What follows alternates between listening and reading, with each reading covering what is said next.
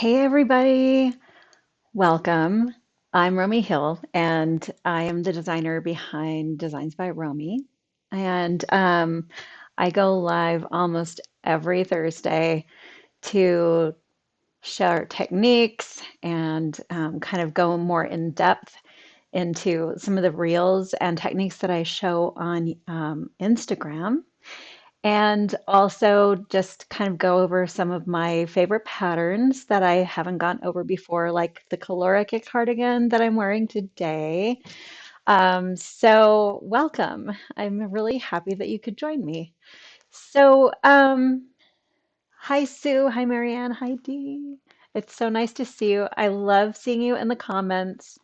It's like a highlight of my week, so I totally love it. And hi, Sue. Hi, Di.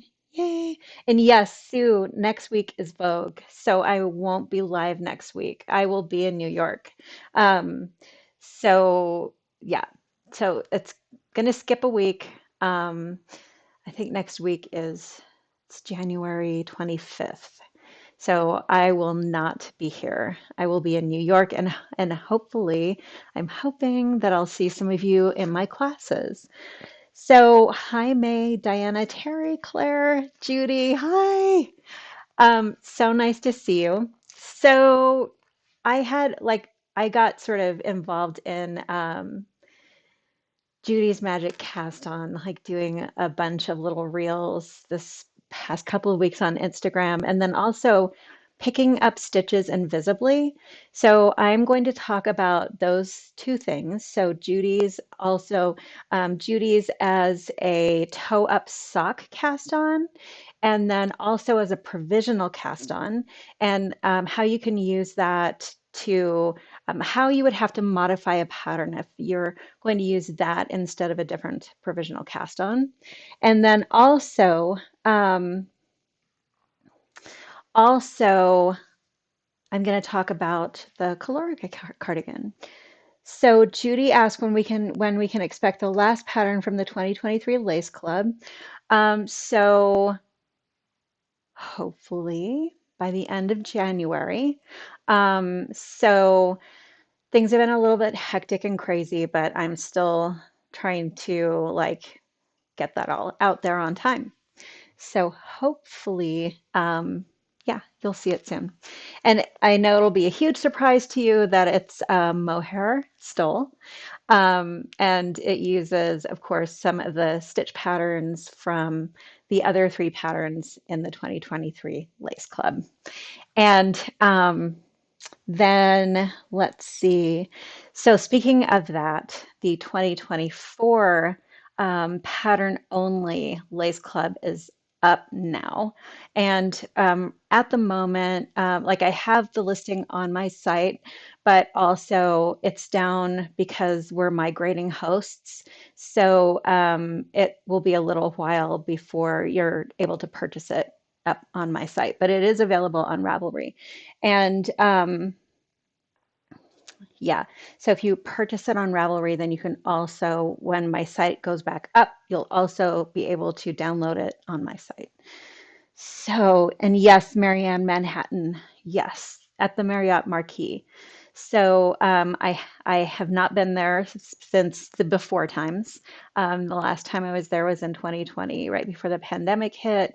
So it's a little weird, but so I'm looking forward to seeing New York again. And then Marianne, since you are here, so Melissa Leapman actually announced this, so I can tell you that I'm going to be teaching in Philadelphia over Memorial Day this year. So it's Melissa Leapman, and she puts on these great little knitting retreats. So this one is Knitopia in Philadelphia, and so yeah, so hopefully I'll see a few of you there.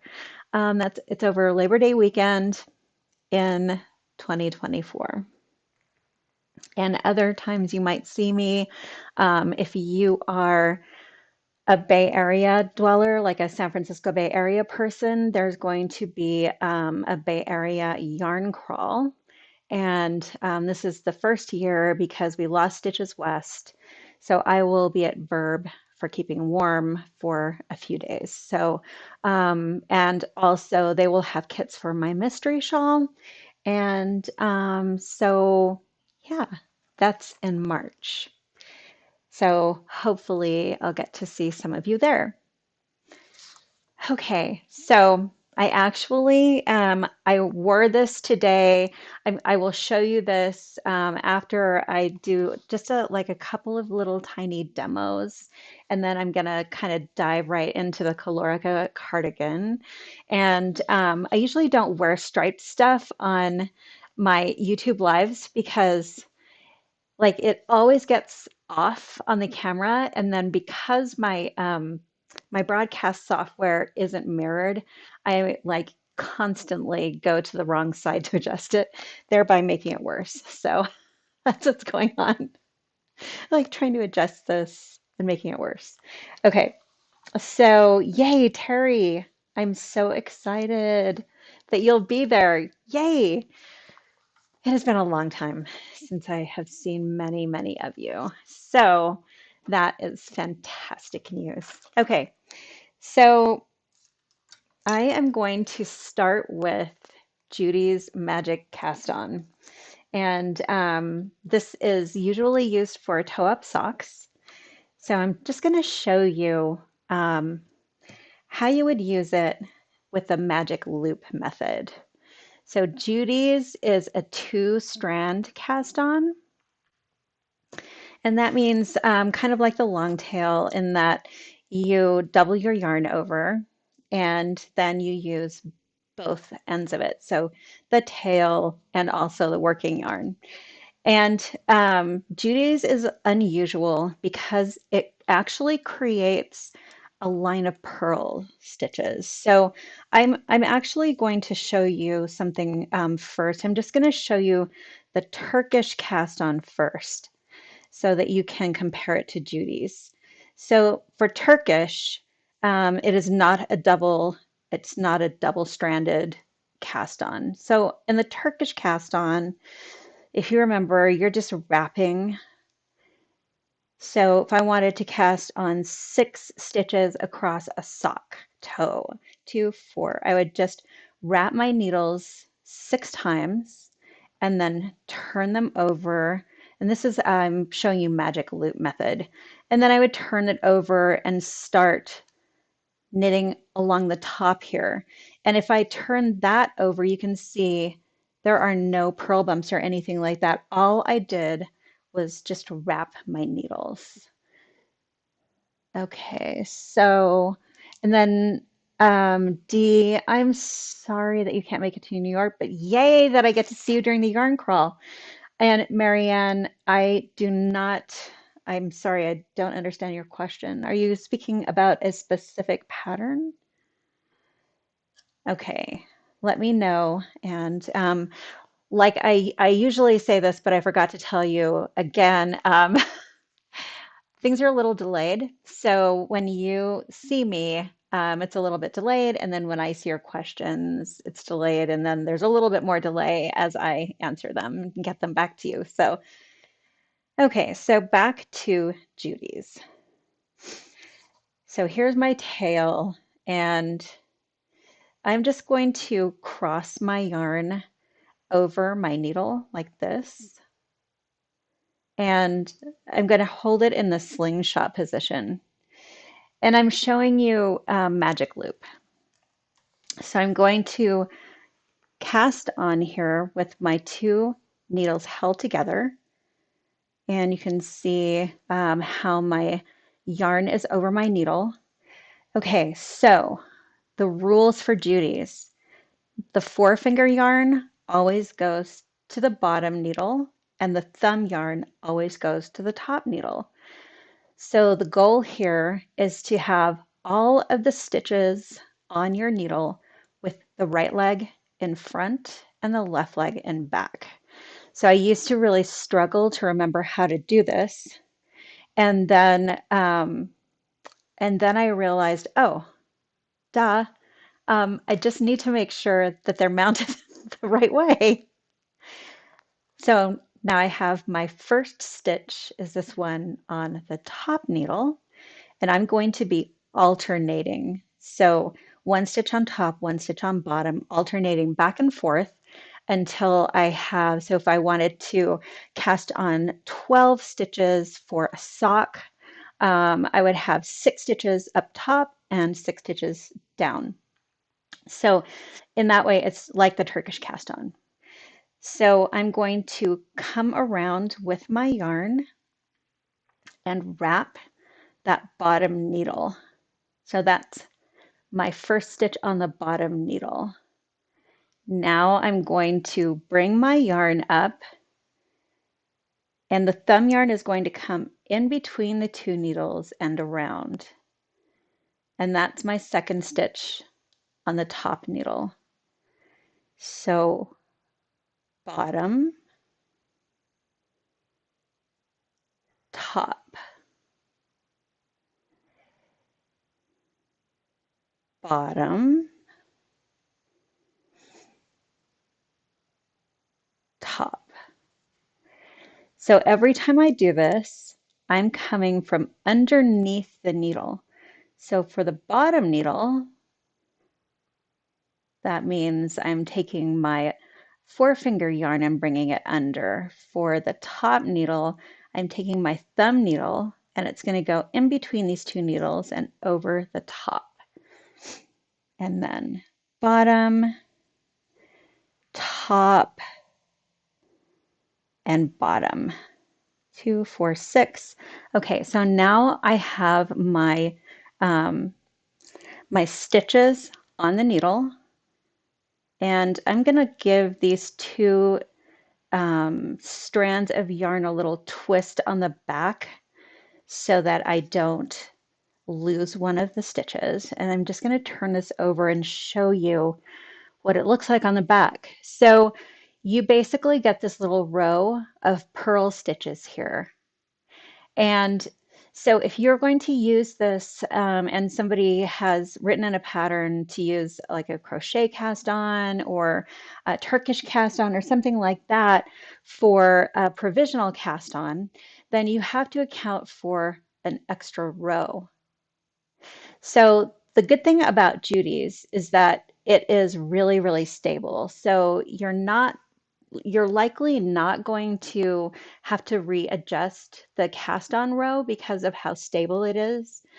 On the Turkish cast on, sometimes it gets a little bit loose in there. So if you're trying to decide, okay, so this is my working yarn, and I'm just gonna like put my tail aside here and use my working yarn. I'm going to pull that bottom needle through here because um, I'm just using this as a magic loop. So you can see here that this is loose.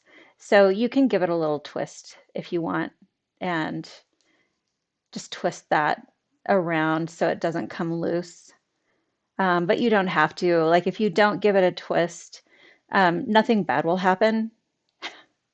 So it will just, you just have to hold it and make sure that it doesn't come out. So I'm just going to show you what it would look like if I don't give it a twist. So I'm just going to knit through that and I'm going to hold that loop down so that it doesn't go away. And I'm just going to start working across the top. So once you get to the end here, you'll see that when you turn it over, you have 2 purl rows instead of 1. So now I'm going to turn this around again, and I'm going to switch around. And this would be knitting in the round if you want to start a pair of socks this way. So every time I knit in the round, I always give my yarn just a little extra tug when I turn the corner. And I'm going to do that. Just work across those other stitches. So at the end here, you will now have 3 purl rows instead of the 2 purl rows that you would have if you were using the Turkish cast on. So it's not a big deal if you're using this for socks, because with socks, you're just going to have that little extra at the toe. And you can see here how nice the gauge looks. It looks really nice because it has that little extra bit of strength there, I think, in the beginning purl row. So let me take this out, and now I am going to show you how you can use this as a provisional cast on. So let me grab another needle here. So if you're going to use this as a provisional cast on,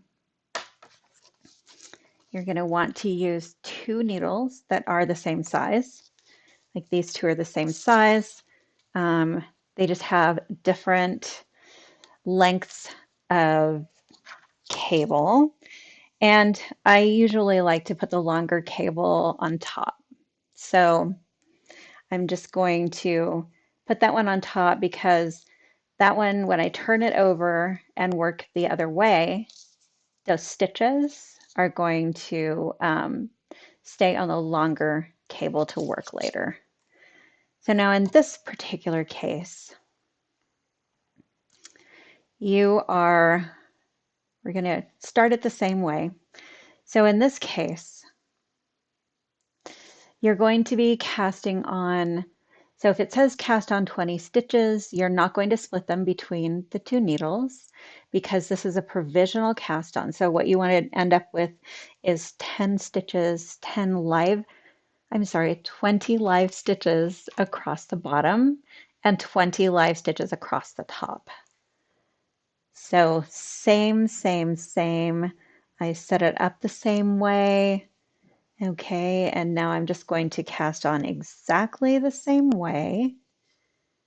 And I'm not going to go slowly because I went slowly before. So I'm going to show you, you can actually get to a point where you can do this really fast. The muscle memory kicks in and it's really intuitive, even though it doesn't look like it's intuitive in a lot of videos, and I really struggled with it for a while. So 2, 4, 6, 8, 10, 12, 13, 14, 15, 16, 17. Oops. Gonna kind of put that down a little bit farther. Okay, so let's see how many. 2, 4, 6, 18. Okay. 19, 20, 20. All right, so now I'm going to turn around here, and again, I am going to twist these 2 in the back to make sure that nothing comes apart. Okay, so now I have these across the bottom here, and these I'm just going to pull this through, and those stitches are just going to hang out there. So I'm just going to start knitting across the top, and on the bottom, those stitches are just going to stay there and hang out for me and wait for me. So Marianne, you're talking about Floriad, but I still don't really quite understand your question. I'm sorry. So there are many ways that things transition, like when it seems in the pattern like one part is transitioning to another. I call it the transition rows. I'm not sure how to answer you. I'm really sorry. Okay, so with this, I'm just going to keep knitting and purling, so working back and forth. And then later on, when I want to use these, I can just put my cable back in here, stick the needle right in here, and you can see the stitches are the perfect size for the working needle. So it works really nicely as a provisional. So, hi Janice, it's nice to see you. I did Judy's magic cast on. I was really hoping that you would be here too, Judy, so I'm really happy that you are. Okay, so Sue says, right here, if your count is short, can you e-cast on a stitch? Um, so do you mean like if you just forgot to put in a stitch here? I mean, you could for sure. At the side would be the best because if you get into the middle around here, you'll really see it. So, so sometimes when you use a provisional cast on, you're going to lose a stitch. It depends on the provisional cast on. With Judy's and the Turkish cast on, this little, you're going to see, let me see if I can show you up close over here. That it looks kind of twisted around. Um, these will always give you the correct number of stitches. So like, for instance, 20 on the top and 20 on the bottom. If you're using like a crocheted provisional cast on or something like that, you can definitely lose a stitch. And if you do, when you turn around and go the other way, you just want to add one to the side. And let's see. Okay, just looking for questions. Janice, I love this cast on too. It's so much fun. Um, okay, so I am just going to get my needles out of this. So the other thing that I talked a lot about um, this past week was picking up stitches. So sometimes you are going to find that perhaps your project isn't long enough or something is going to happen and you're going to want to pick up stitches from the cast on row. Some people like to do this and add ribbing or something like that. So, okay, so here's a little swatch. The bottom here is a backwards loop cast on, and this is super stretchy. And I like to use this because if I do need to go back, like if this is really good for underarms, for instance, like if you're going to knit down from here for an underarm, this will just completely disappear. It will act like the existing fabric because it's really super stretchy. Okay. Oh, Sue said when helping people, sometimes they end on the top and do not do the final cast on. Yeah, I mean, I think you could just loop one on there. I think aesthetics is like the most important thing. So if you get to the like the final the like the end of the row and you find that you're missing a stitch or something, I think you could just put like a little E cast on. So, and by the way, what Sue means by E cast on is also called the backwards loop. So E cast on or backwards loop. That's what it looks like. And it's pretty invisible. Okay, so here's my bind off. Here's my cast on edge. So see all the nice little columns of V's here. Um, so when you knit, when you're knitting, when I was knitting this, my V's were right side up V's. When I pick up from the cast on row, I'm going to be using the upside down ones that look what looks upside down when I'm holding this right side up. So I'm going to turn this over and you can see here my column of nice right side up V's. So this is actually half a stitch off from the way you were working before because what you're doing is you are going to be picking up stitches in between the columns. So here was my column that I was knitting the other way. It's upside down now. I'm just going to go over half a stitch, and now it's right side up because knitted fabric is freaking amazing. So you can do this and no one will ever know. Okay, so here is how you do it. And this is how you would do an underarm as well. So what you're going to do, first thing you want to do is find the columns of right side up views. And this is where you're going to be picking up a stitch because you want it to look completely seamless. So over here, you can see I have a selvage. So I'm just going to pick up my first stitch right in that hole. So that's my selvage column here. And I just picked up stitch between the selvage stitch column and the next column in. So I'm just going to go over here and stick my needle in the top here. So when I do that, I'm going to be picking up actually 2 strands of yarn. So to hide this cast on properly, I am going to do that. So it will look really nice.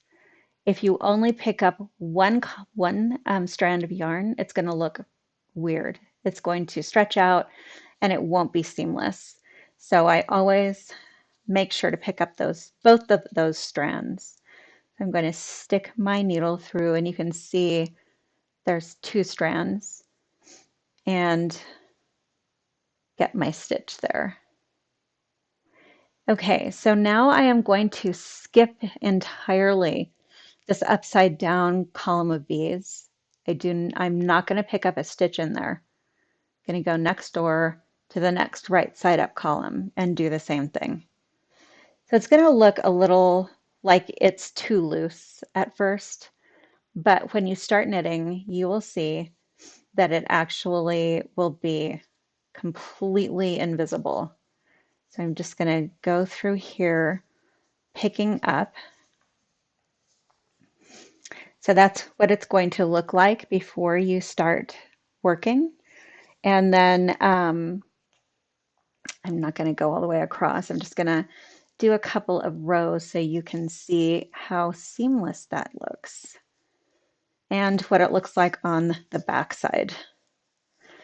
So because this is half a stitch off, a lot of people have asked me, can you do ribbing? So if you have ribbing existing on like the bottom of a sweater or something like that, and you want to lengthen the sweater, you're going to need to take the ribbing out. And that is because since we're half a stitch off in there, if you start doing ribbing after picking up stitches along the bottom, you are going to see that it's going to be really obvious. So the nice columns of stitches are not going to be so nice. They're going to be half a stitch off. So let's just do a little bit more here. Okay.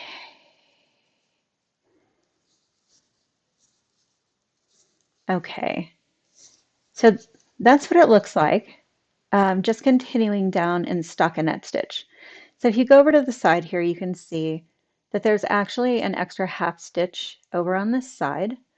So when you pick up stitches like this, you will lose half a stitch when you're doing it flat. I'm sorry, you'll lose a full stitch. When you're doing it flat, I'd like to see the half a stitch. You'll lose a full stitch when you're doing it flat because of this. So when you get to the entire end of the row, you're going to want to make an extra stitch so that you'll have the same number of stitches. And if you're going to sew this together, it's not a problem because you can just cover this up. So you can use a full stitch over on this side and half a stitch here if you're going to seam it. In the round, you won't be losing a stitch at all because even though it's half a stitch off, you're just continuing the round in the round. So you're going to be able to have exactly the same number of stitches. So let's see, I'm looking. Yes, so Sue said, so you'll end up with one less stitch than the swatch across the row. Yes. So you just have to realize that. And when you get to the end, like when I get to the end, I generally will just pick up an extra stitch in the side here. So, pick up all the stitches across and then just at the side, and then it will be like a little stair steppy. So on this side, it will be a little wider.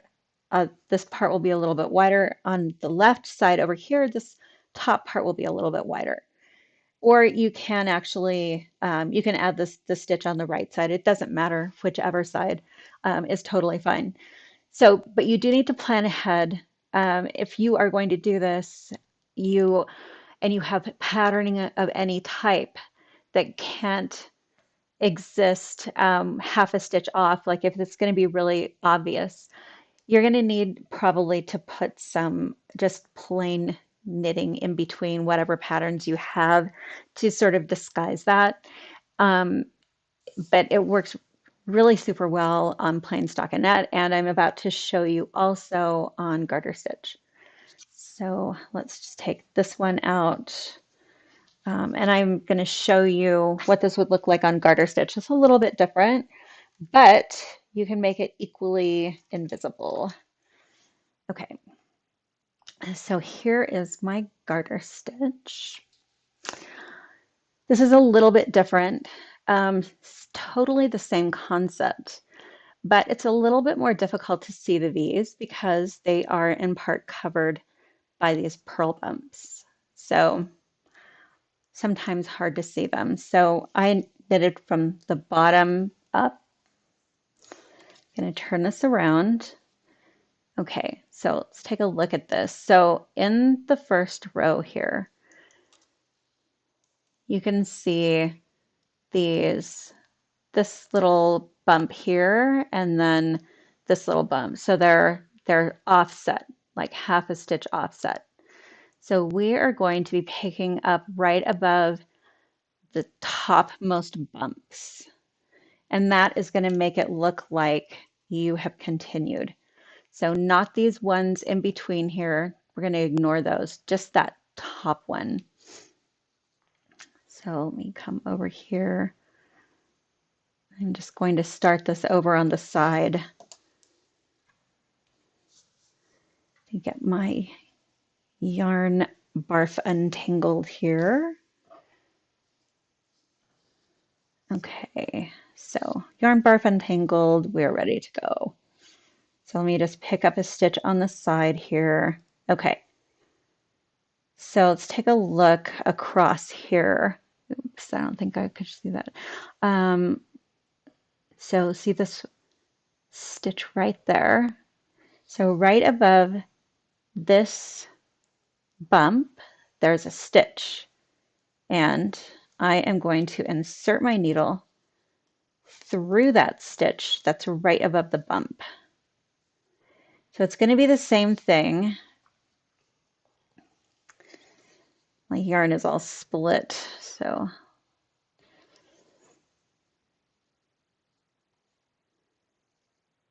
trying to make sure that I can actually see this. Okay, here we go.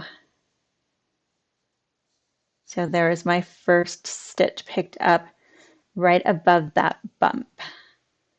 Now I'm going to completely skip this one right here in between. That's a little bit lower. And I'm going to go over here to that next topmost bump and insert my needle through here. And you can see again that I'm getting 2 strands of yarn across the top.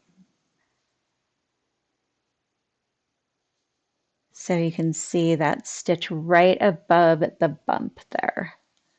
That is what we were going for. So when you think about it, you can think about it this way, that if you were actually knitting this row, these stitches would be what was on your needle. So if you had these already on your needle, the stitches that I just worked into, that would be already on your needle because here's the purl bump from the previous row. I don't know if that helps, but, or you can just think about the topmost bump. And you're just going to continue all the way across. So you can do rib from this as well, and it will be completely seamless.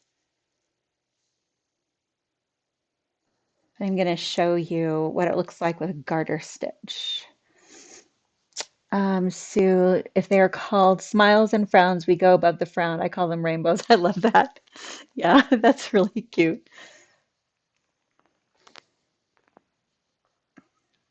Okay, so I'm just going to show you what we would do at the end of the row because I know that I've lost a stitch because I'm in between these stitches. So over at the side here, you can see kind of the edge stuff over there, and I'm just going to pick a stitch up in the edge, and sometimes it can be a little bit difficult. So I'm going to use another needle to help me get this on.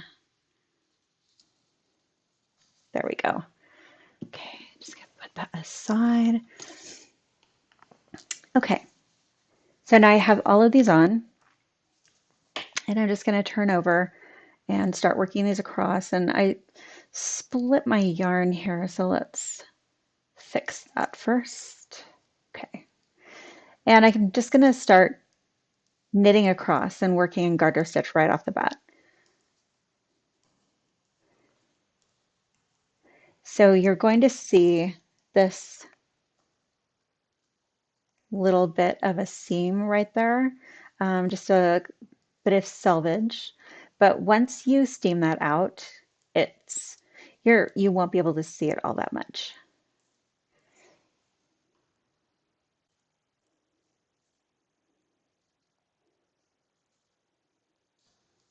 Okay. Okay.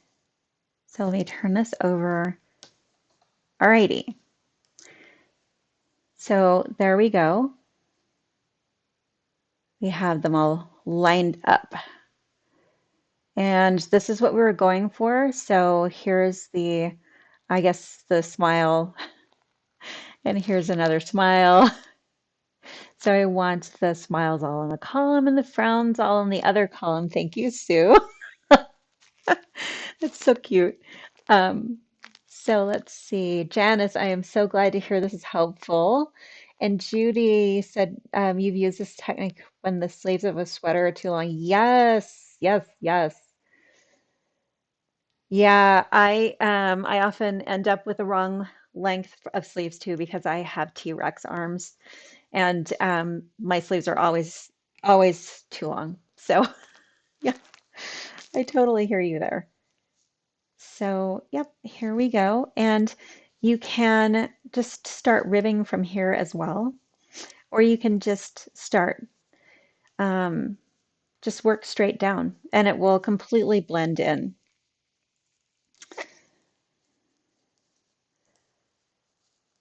Okay, let's get this going.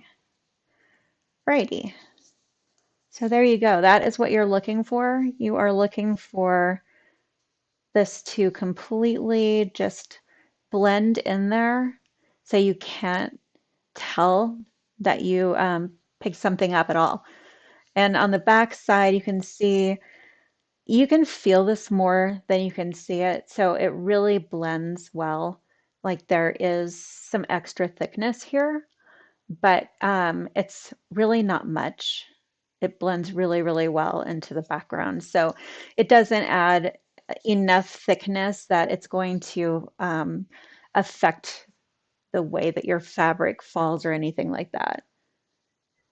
So, yay, D, more T-Rex arms. So I live with knuckle draggers.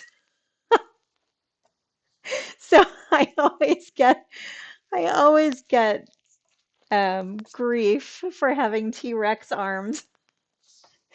And I always ask them to come and get stuff. So, yeah, so my younger son like sends me little cartoons of T-Rexes trying to reach things.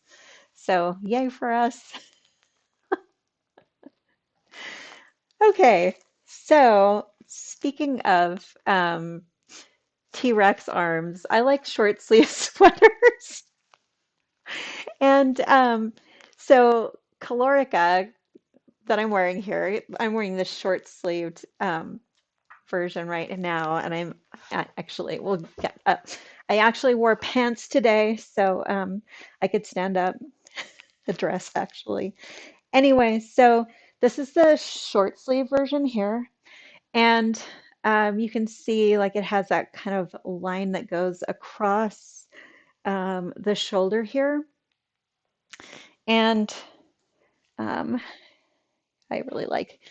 Okay, so it has all sorts of shaping. Now I'm going to take it off so I can show everybody up close what it looks like. And um, it has shaping across the shoulder. And in the back, it has just a little bit of shaping in the back.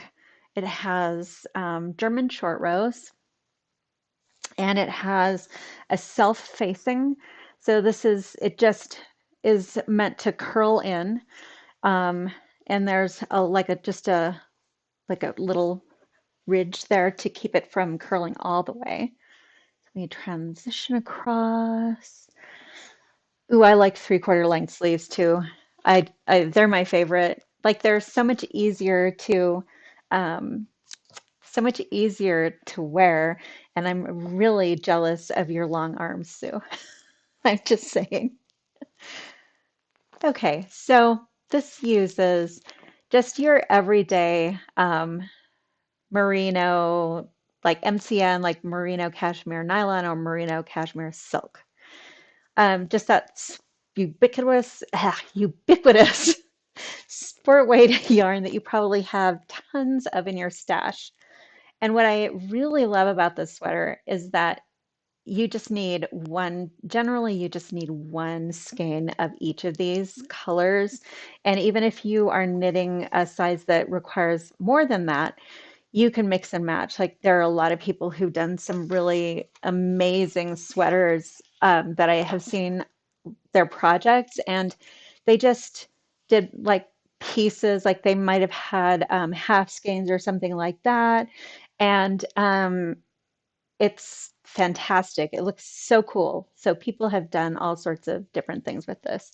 And Deborah asked about the three-quarter sleeves. So on a person with longer arms, these would be short sleeves. And on me, they're almost three-quarter sleeves. And there's also a long sleeve version. So Verb for Keeping Warm has appropriated my long sleeve version, but this is what it looks like. So you can actually, if you want to have three-quarter length sleeves, you can just stop right about here and put some ribbing on it, and it will look really nice. So sleeves, it's modified drop, so it looks very drop shouldered, but um, it's an actual shorter sleeve here. So because of that, you don't have the extra fabric sort of hanging out under your arm. And then also you don't have it like really hanging low on the sides. So it fits the shoulders better. And then up at the top here, I have German short rows, and they shape the top part of the shoulder so that you have a nice shaping across there. And this is what the back of the neck looks like. Okay, so I'm going to pull my pattern over so you can take a look at what it actually looks like in the pattern. Um, it has a different construction. So it's actually cast on right below this little, right below the neck here. So it's cast on right above this braid, right across here. Sue, thank you. I am so happy you like the back neck. Yay. Um, I am I kind of geek out on it sometimes too. So you're going to cast on right across the top here, like right above that braid. And the first thing you're going to do is the braid. So I did a sweater before where people were working the braid after they'd done some knitting, and some people would drop a stitch and then like take the whole thing out and do it again. And I didn't want that to happen because I felt so bad. So the braid is the first thing you do. So I used a crochet to needle cast on. And so in the pattern, if you do not have a copy of this pattern, just want to show you in the back, in addition to all the videos I have on my YouTube, um, I have a full glossary of techniques in the back here. So sometimes that's enough. And sometimes you need to see the videos on YouTube. And I do have a bunch of them. So let me see. Yes, definitely, Natalia, for sure. It could be all sorts of different things. Or some people have just done it straight without any type of striping or anything like that. So it's kind of a cool construction, I think. I kind of geeked out over it.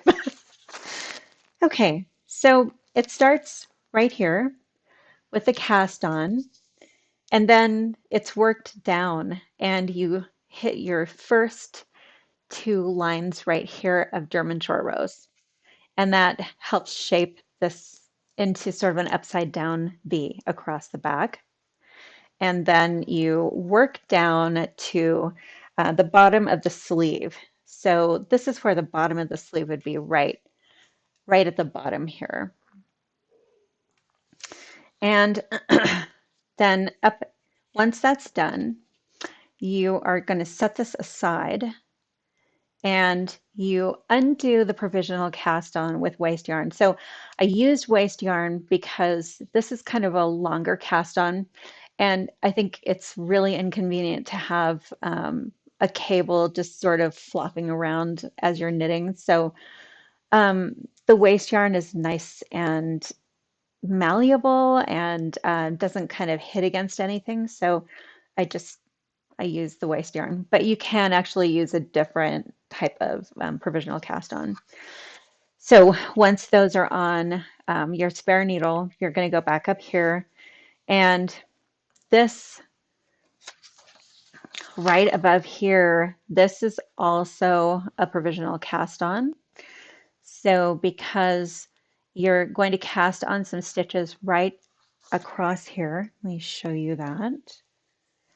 So you're going to cast on stitches right here, and then you are going to work like you do like a knitted on lace edging. So you're working back and forth, and as you go, you're um, binding off these body stitches across the back of the neck.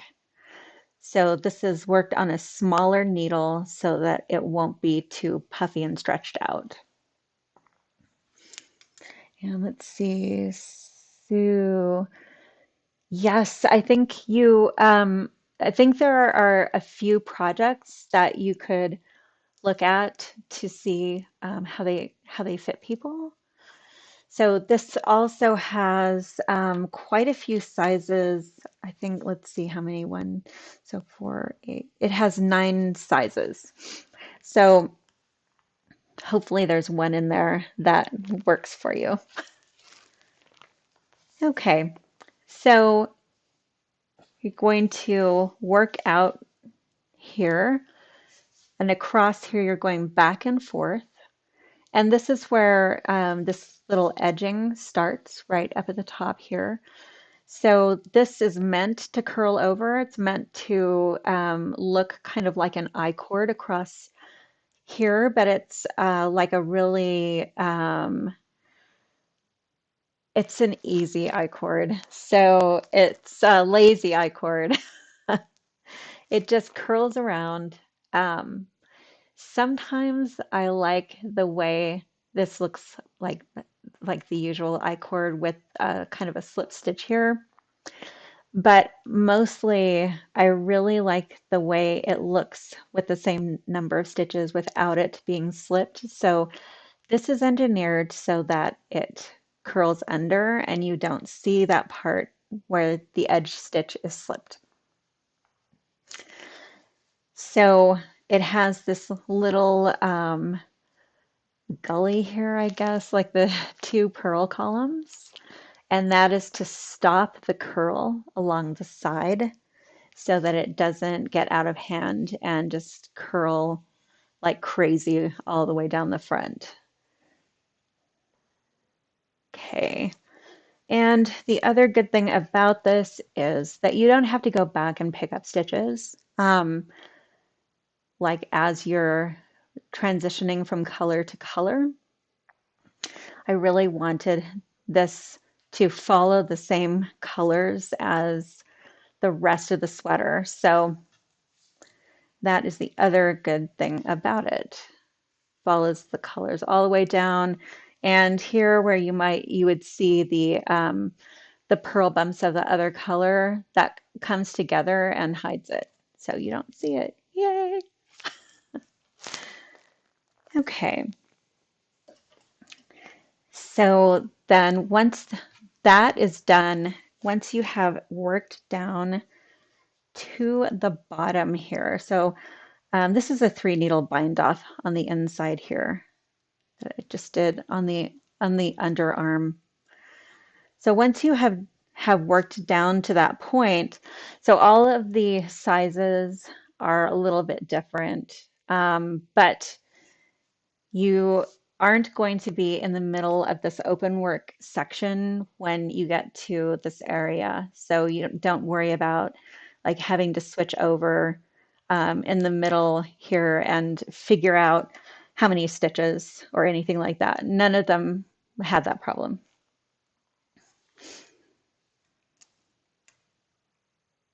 Yay, Sue. I'm actually kind of with you. I sometimes I love ribbing and other times I'm not a huge fan. Um, so there is ribbing on this, but it's sort of a low impact ribbing. It's a 3x1 broken rib. I think it's 3x1. No, it's 2x1, sorry. It's a 2x1 broken rib. So I didn't want it to pull too tight. I wanted it to hang more. Um, just enough pull in, not to have it flare. So basically, yeah, it doesn't pull. I don't like the way ribbing pulls over my behind when I have ribbing on the bottom of stuff. So I like to do a broken rib like this. Okay, so once you are done with that, then you pick up all the stitches all the way around. So basically what you've done here, I'm just going to transition over. So what you have done is you have the whole sweater like this, and now you are going to pick up, you have all the stitches across and you're going to join them all and do a big long row all the way across. And you are going to set aside some stitches on the underarm here that you can use a 3 needle bind off on. Okay, back we go. And the other cool thing, Sue, about the broken rib is I think just like a regular bind off looks good on it too. So I just did like a regular stretchy bind off where I decreased out like I knit two together through the back loop all the way across, and it works here. I think it's like I didn't go to the trouble of like a sewn bind off or anything like that, and I still think it works within the design. Okay, so as you work down, so on both of them, the body is made of four colors, and on the long sleeve one, there's a fifth color on the sleeves, but on the short sleeved one, I used um, this third color here for the ribbing. And this is the color that's used the least. So the third color, because it doesn't go across the sleeves and it doesn't have the extra ribbing at the bottom. The ribbing takes up more yarn. So they're pretty well matched as far as usage. The other thing I should say also is that in the pattern, it shows the yardage and everything when it's broken up, but it also shows if you want to use one color, then how many yards you're going to use just if you want to knit one color from stash too. Okay, so let's see. Yes, I think that is true. Sue was saying I was once told you could do a ribbon pattern as long as you had about 50-50 knits to purls. Yeah, and I actually think I actually think it doesn't take 50-50. I think the 2 by 1 works too. It's not curling up, so I'm gonna take it as a win. Okay, so this is what this looks like up close. This patterning here, and this is like the simplest patterning. I love this so much, and I have to show you how to do it because it is so easy. You are going to just be completely blown away by how easy it is. So I have a little swatch here that's all set up. So it's ridiculously simple. And I just want to put it on everything because it's so easy. Okay, minimum effort, maximum return. So here's a little tiny chart for that lace pattern. And it looks a little weird, like what on earth is she doing? But it will become clearer. So this is talked about within the written instructions. And there are also, there's just written instructions here just for that chart. So whichever you prefer to do. So this is not charted out as part of the sweater because this only happens in stripes. Okay, so this right here is basically these first two rows, and I'm just going to show you. This is so nice and easy to do. Okay, so I'm going to SSK, and now I'm right here. Okay, so I'm going to do my yarn over, and now I'm going to knit 3 stitches. So the yarn over here, that is always going to be the center stitch when you, of the 3 that you knit. Then you're going to grab the first knit stitch and pull it over the top. And I don't know how this ends up perfectly centered, but it does. So I'm just going to call that a win also and not question it.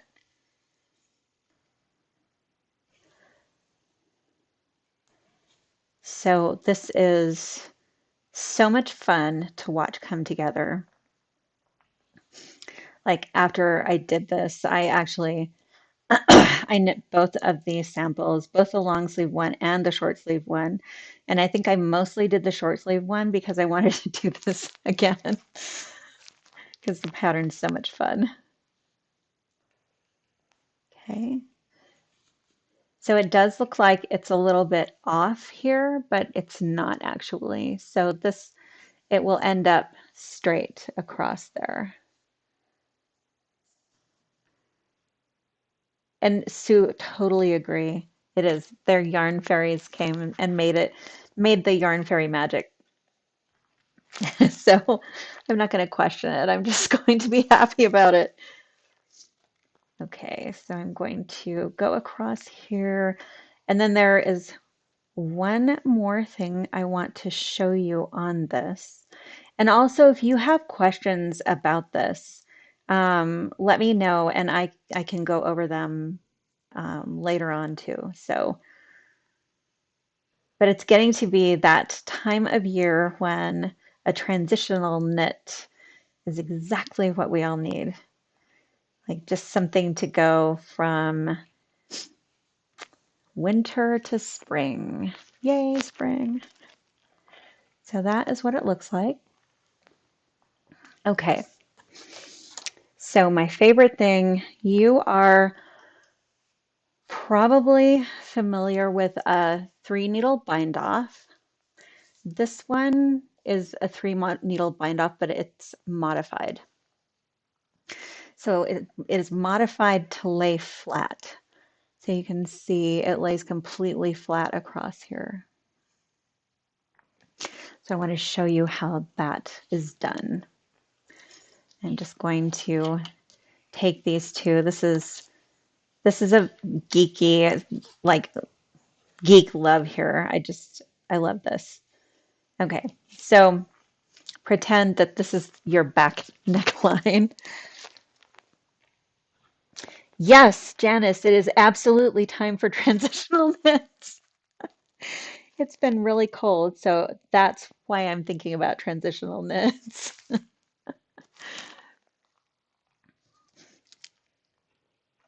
I'm just, trying to get out there. Knitting takes a while, right? So,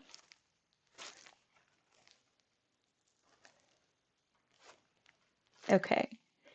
So I'm going to put my two pieces together here. They have the wrong sides facing each other. And I'm going to use the yarn from my swatch out front. Okay, so the first thing I'm going to do is purl from the back needle, slip it off, and then knit from my front needle, and then bind one off. So it's my first stitch. Okay, so purl from the back, slip that off the needle, knit from the front, slip that off the needle. Okay, so now we have 3 stitches here. So the second one is going to go over the first one, and then the second one is going to go over the first one again. So we're creating a chain, but it's a chain that's going to lay flat because the purl bumps are all going to be inside. So slip over and slip over. So you just have to remember purl from the back one because you want all the purl bumps to be inside here. And then second one goes over, second one goes over. And then bring your yarn in, purl, and then knit. Okay. Okay, I'm just going to slip that up there for a moment so we can just take a look. So you can see what that looks like. It's laying flat across there. So for comparison, let's take a look at what a traditional three needle bind off looks like. On a traditional one, you would be knitting two together, one from the front and one from the back, and it's a faster process, but you are left with a purl bump on the outside, so it does not lay flat. And I like the traditional three needle bind off for seams on the inside of a garment, but on the outside of a garment like this, it does not work. So you can see the purl bumps along the side there. And then this is sort of tilting a little bit, whereas this one is completely flat. So they both have their place, but I prefer that modified version when you're going to do a seam on the outside. So yes, Natalia, this is every other row. So this is showing only the right side rows. So on the wrong side rows, you're just going to be purling. So yeah, so yes, definitely. Okay, so we have that. Okay, I think, does anyone have any questions? So I kept you really late last time, and I try to keep these to about an hour. So so do you have any questions or anything that I can talk about right now? Let me know, and I'll just kind of blather as we're going along. So kind of just checking to see if anyone has questions. Anyway, so yeah, like that is the general roundup on this. I didn't want to like go into huge amounts of detail. So one other thing I forgot to say, the this lateral braid, this is completely seamless. So there are things in here that give it structure. And this lateral braid across the shoulder line is one of the things that gives it structure. And then this front part also gives it structure because it is the edge stitches, edge stitches, yes, edge stitches are slipped along here. So it makes it hang nicely. I did make the back part a little higher than usual because I so when stitches was a thing and alive and all of that, I used to go and take my sweater samples there and I would watch people try them on. And even if, even in California, where, you know, it didn't snow in the Bay Area or anything like that, it wasn't very cold really. People would like kind of pull them up around the back. So I started making the back higher so you have that sort of sense of knowing where it rests on your shoulders. And so you don't feel like you constantly have to pull it up. So that is the story behind this. And I added my extra stitches right on the back here so that when it comes over your shoulder, so this part here, the provisional cast on has fewer stitches than this area here. So you're adding, I think it's 18 stitches on either side here. So to create a little bit of just a place for your neck to feel comfortable. And it also comes across your neck in a really nice V. And I really like, I just like the way it draws attention to your face, like that sort of neckline where the V comes around and comes down. Um, yeah, so that's the story behind that. Let's see. Um, Yes, I totally agree, Natalia. The best part about knitting is the geeky part. Love that the details are everything. And Marianne said, do you ever use bamboo lace needles? I personally don't, but other people do. So I think it's really a matter of your taste. I use carbons. So these are, they're carbon fiber, and then they have a nickel tip, and they're from Knitter's Pride. And they're sort of in between metal and wood. So they get nice and warm in your hand, and they feel they feel almost like wood. And they have a little bit more tooth than metal. So I just really like the way that they feel. I am not a huge fan of bamboo needles because the stitches stick to them for me. And then let's see. Um, so Sue, okay, you don't like it coming up. So yeah, I mean, I understand that. I did that on purpose because I like the V that it creates on the bottom. And so I felt like when I put things on, I'm really short-waisted. So when I put things on and they come straight across the bottom, they often hit me at the wrong place. And like I have this horizontal line straight across my hips. So I kind of like a little bit of a high low on the bottom, but I can see how you might not like that. I think you could probably add some more rows up at the top to make it not do that so much. So, like after you have done your short rows, just add a few short rows up at the top. And I think that would make it less of a V across the bottom. So let's see.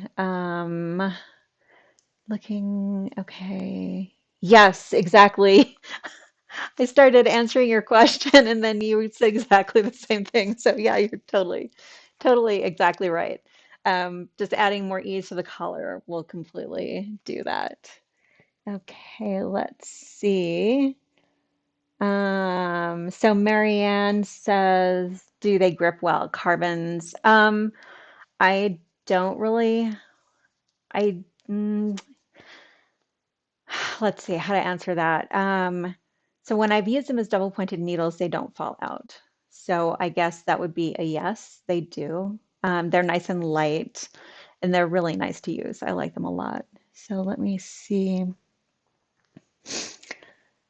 Oh, you know what also you might be talking about, Sue, is when you stand up and the the sweater sort of flares out and in the front and flares out in the back. I think a lot of kind of boxy designs, particularly, and I don't mean that as the sweater called boxy. I mean like the shape, the boxy shape. I think a lot of them have too much fabric, and so they tend to, like if you are not flat chested, they will kind of flare out over. So this one, I designed it so that it had that sort of drop shoulder look to it, but it was a sleeve instead. So my hope was that you would have that drop look, and then you would still have it be able to fit better because it's an actual sleeve. So I took away the material under the arms. So hopefully that will help. Let me see. Um, Yay. I'm so glad you like it, Natalia. Thank you. Um, okay, so remember again, I won't be live next week because I will be in New York teaching. And don't forget if you're in the Philadelphia area, to sign up for Melissa's Knitopia Philadelphia, where I will be teaching. That's over Memorial Day. And let's see. Yeah, so I do. I check out like all the sweater fits all the time. So bad. Um, yeah. Okay. Thank you so much for joining me. It was an absolute pleasure. And I will still be around social media, my Ravelry group and my Facebook group and everything like that. So if you have any questions or anything, just let me know and I will get back to you or I will go over it in my next live when I get back. So thank you again. Take care, everybody, and I will see you soon. Bye bye.